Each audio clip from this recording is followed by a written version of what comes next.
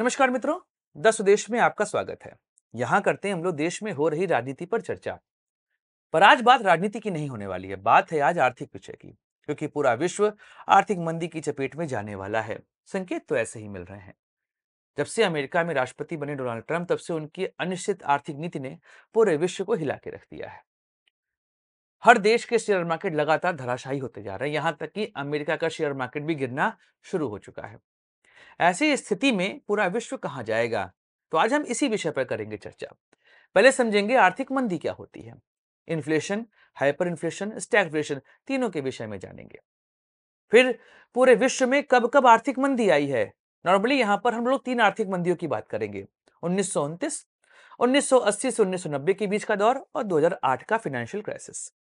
और अंत में जानेंगे ट्रंप सेशन क्या है। एक नया वर्ड आ चुका है इस मार्केट में, ट्रंप सेशन।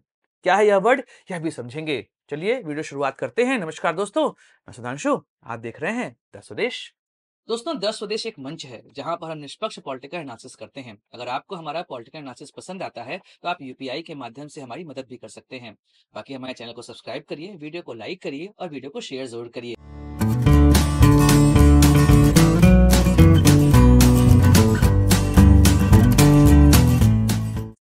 दोस्तों, पहले समझते हैं आर्थिक मंदी अर्थात फाइनेंशियल क्राइसिस क्या होता है। इसके लिए हमको पहले इन्फ्लेशन समझना पड़ेगा, महंगाई।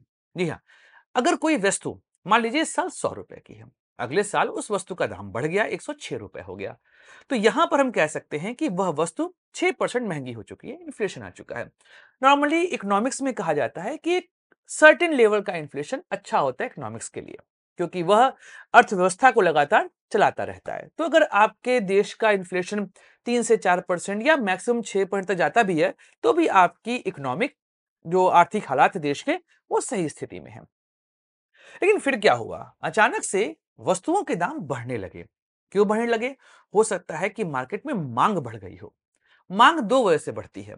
पहला तो यह, लोगों के पास पैसे बहुत पहुंच गए हों, अब सबके हाथ में पैसा है तो हर कोई मांग करेगा। एक स्थिति यह होती है। दूसरी यह होती है कि मांग तो बढ़ रही है लेकिन मांग वहीं पर है, आपूर्ति घट गई है। तो ऐसे कंडीशन में क्या होगा कि आपका डिमांड तो बढ़ गया पर सप्लाई घट गई। ऐसे कंडीशन में किसी भी वस्तु के दाम अचानक से बहुत ज्यादा बढ़ जाते हैं। तो पहला क्या हुआ, पैसे ज्यादा आ गए या सप्लाई कम हो गई। इन दोनों स्थिति में मांग बढ़ती है और कहते हैं कि महंगाई बढ़ रही है। वस्तु के दाम अचानक से बहुत ज्यादा हो जाते हैं। मान लीजिए यह एक पेन है मेरे पास, अब यह पेन सभी को चाहिए, तो सीधी बात है मांग बढ़ी है। अगर मैं सप्लाई मेंटेन कर गया, इसके दाम नहीं बढ़ेंगे। सप्लाई मेंटेन नहीं किया तो इसके दाम क्या होंगे, बढ़ जाएंगे। तो अचानक से किसी वस्तु का दाम बहुत ज्यादा हो जाए कि 100 रुपए की वस्तु 150 रुपए 200 रुपए में बिकने लगे, तो हम कहेंगे हाइपर इन्फ्लेशन की स्थिति आ चुकी है। लेकिन एक वस्तु के दाम बढ़ते बढ़ते बढ़ते बढ़ते एक स्थिति पे आके रुक गए कि अब वस्तु के दाम ना ऊपर जा रहे हैं ना नीचे आ रहे हैं, इसे कहते हैं स्टैगफ्लेशन। तो पूरे विश्व में कई बार ऐसी स्थिति आती है कि फाइनेंशियल क्राइसिस होती है। वहां पर वस्तु की मांग बढ़ जाती है, या हो सकता है कि वहां पर मांग खत्म हो जाए। अब जब मांग खत्म होगी तो लोग बनाना वस्तु बंद कर देंगे। जब मांग खत्म होगी, वस्तु बनना बंद होगा, तो लोग क्या करेंगे भैया, कोई भी कंपनी अपने यहां किसी व्यक्ति को इसलिए रखेगी कि वह सामान बनाए। अब मार्केट में डिमांड ही नहीं है तो कंपनी सामान क्यों बनाएगी, और जब सामान नहीं बनाएगी तो अपने एम्प्लॉय क्यों रखेगी। तो ऐसे में लोगों को निकालना शुरू कर दिया जाएगा। तो इस स्थिति में क्या होगा, रोजगार के अवसर लगातार घटते जाएंगे। तो जब ऐसी स्थिति आती है, इसे कहा जाता है फाइनेंशियल क्राइसिस। किसी भी देश में फाइनेंशियल क्राइसिस आने के कई सारे कारण होते हैं। पहला तो यह हो सकता है कि भैया वहां पे मांग और आपूर्ति के बीच में बैलेंस ना बना हो। एक और स्थिति होती है कि युद्ध हो रहा हो कहीं पर, इस वजह से मांग आपूर्ति यहां पर समस्या में आ गई हो।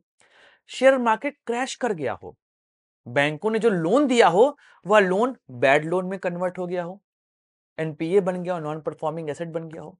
यह सब स्थिति जब आती है तो उसे कहते हैं कि भैया कोई भी देश अब फाइनेंशियल क्राइसिस में जा रहा है।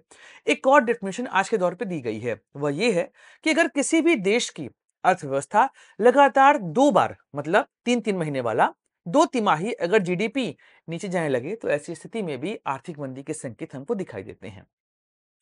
अब अगर हम यहां पे अपने सेकंड सेगमेंट में आए, जहां हम लोगों ने समझा कि भैया आर्थिक मंदी क्या होती है, सेकंड सेगमेंट में आए तो पूरे विश्व में 3 बार ऐसी आर्थिक मंदी आई है कि पूरा विश्व हिल चुका है इसमें।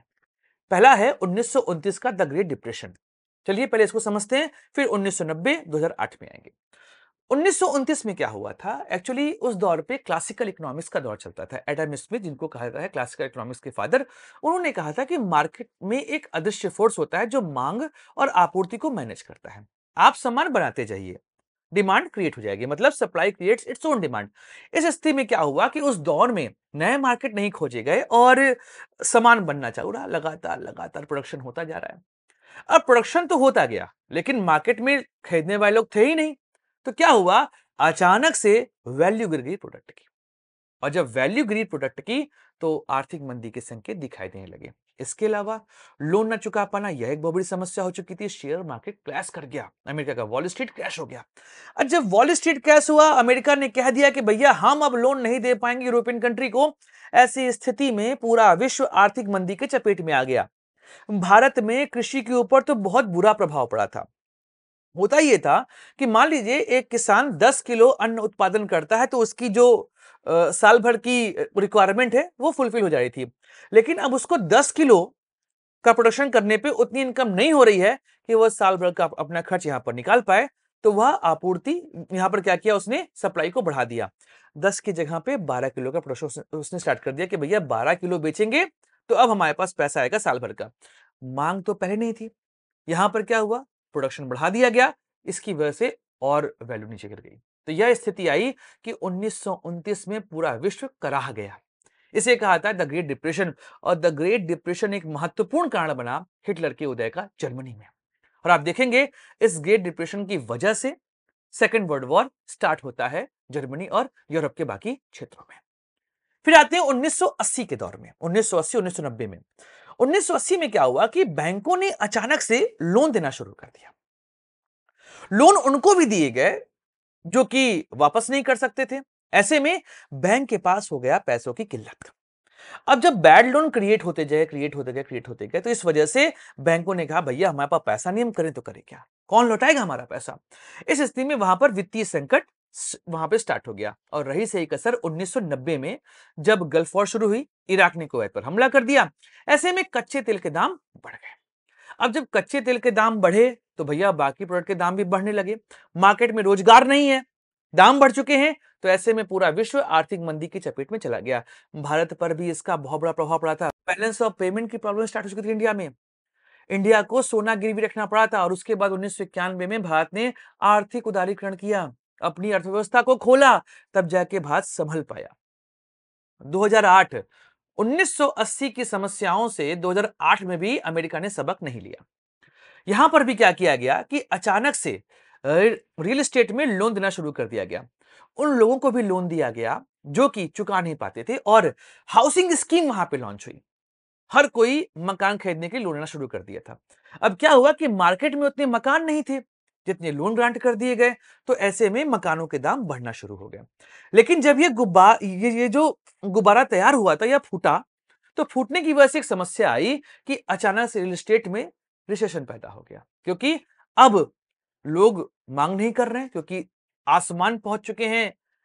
जितने भी हाउसेस हैं उनके दाम इतने ऊपर जा चुके हैं कि अब लोग नहीं खरीदना चाह रहे हैं। इसी बीच में वहां का सबसे बड़ा बैंक लेहमैन ब्रदर्स, उसने कह दिया हमारे पास पैसा नहीं है, हम अब यहां पे भैया अपने आप को दिवालिया घोषित करते हैं। पूरा विश्व हिल गया। अमेरिका का सबसे बड़ा बैंक दिवालिया हो गया। ऐसी स्थिति में पूरे विश्व की इकोनॉमिक्स चरमरा गई। भारत जैसे देश में भी शेयर मार्केट नीचे की ओर आ गया। उसी बीच में यहां पर सत्यम कंपनी का क्राइसिस भी हो गया। इंडिया का आईटी सेक्टर 2008-9-10 में डूब चुका था, नौकरियां खत्म हो चुकी थी। तो इस स्थिति में पूरे विश्व में आर्थिक मंदी देखी गई। एक छोटी सी आर्थिक मंदी कोविड के टाइम पे भी आई। जब कोविड 19 फैला, तो पूरा विश्व आर्थिक मंदी की चपेट में जाने वाला था। पर उस स्थिति को पूरे विश्व ने अच्छे तरीके से संभाला, और इंडिया ने भी उस समय वी शेप ग्रोथ यहां पर देखा था।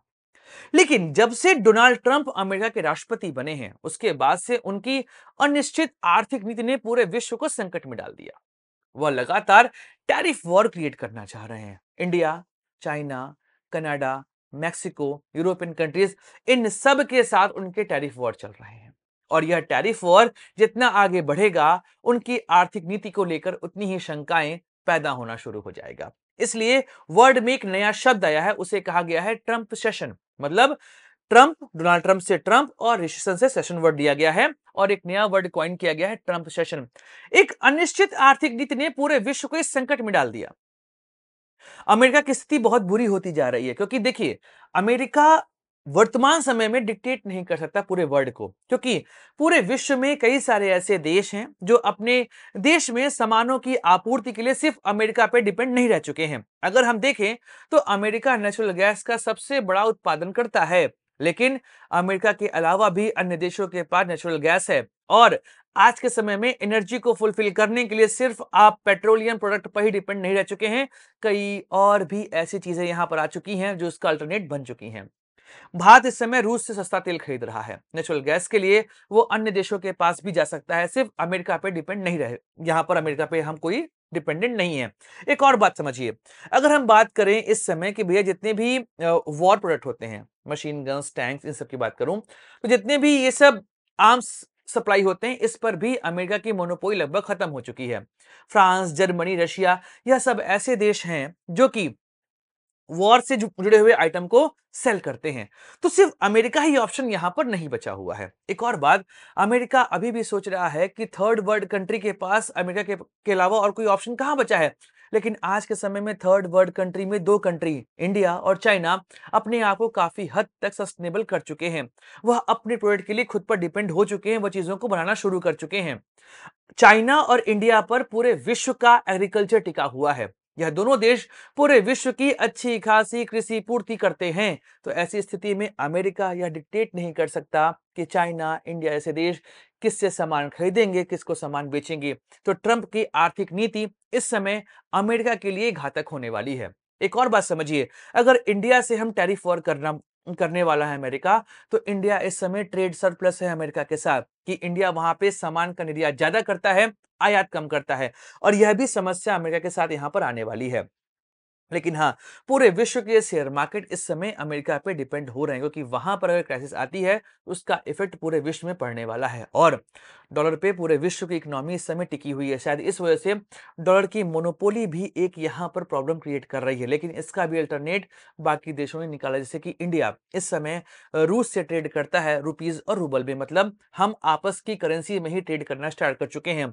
चाइना भी यह सारे काम करने की शुरुआत कर चुका है। एक और चीज, ब्रिक्स एक ऐसा संस्थान बना हुआ है जो जो विश्व की बहुत बड़ी जनसंख्या को और बहुत बड़ी अर्थव्यवस्था को होल्ड करता है। और इसमें केवल साउथ अफ्रीका को आप छोड़ें और ब्राजील को छोड़ें तो तीन बड़े देश, मतलब रशिया, चाइना और इंडिया, एशिया से बिलोंग करते हैं और यह विश्व की बहुत बड़ी अर्थव्यवस्था को होल्ड करते हैं और जनसंख्या को भी होल्ड करते हैं। तो अमेरिका को, खासकर ट्रंप को, यह सोचना पड़ेगा कि आने वाले समय में उनका डिक्टेटर वाला जो नीति है आर्थिक व्यवस्था को लेकर, वह अब नहीं चलने वाला। 1945-48 का दौर गया, 2000 का भी दौर गया कि अमेरिका कुछ भी चाहता था वह करता था। अब केवल वह डिक्टेट नहीं कर सकता है, बाकी देश भी इतने सक्षम हो चुके हैं कि वो अपनी आर्थिक नीति को यहाँ पर मैनेज कर पाएंगे। बाकी देखते हैं आने वाले समय में विश्व की अर्थव्यवस्था कहाँ पर जाती है। पर भारत को यहाँ पर सस्टेन होना पड़ेगा, अपने दम पर अपने प्रोडक्ट को बनाना पड़ेगा। सिर्फ कृषि के आधार पर यहाँ पर काम नहीं हो सकता है। भारतीय शेयर मार्केट भी नीचे जा चुका है, मतलब सितंबर से लेकर अभी तक लगभग 12,000 पॉइंट नीचे जा चुका है इंडिया का शेयर मार्केट। इस विषय को यहाँ पर देखना पड़ेगा और हमको अब इंफ्रास्ट्रक्चर पर काम करना शुरू करना पड़ेगा। और सिर्फ रोड बनाने से काम नहीं चलेगा, हमें नई इंडस्ट्री पर भी काम करना जरूरी है। दोस्तों, वीडियो समाप्त करते हैं, मिलेंगे अगले वीडियो में, चर्चा करेंगे किसी और राजनीतिक मुद्दे की। वैसे यह मुद्दा तो आर्थिक था, पर आप समझते हैं देश की राजनीति भी आर्थिक मुद्दों पर ही टिकी होती है। समाप्त करते हैं दोस्तों वीडियो, मिलेंगे अगली वीडियो में, बात करेंगे किसी और राजनीतिक मुद्दे की। अपने दोस्तों को दीजिए इजाजत, like share subscribe the channel. जय हिंद, वंदे मातरम, भारत माता की जय।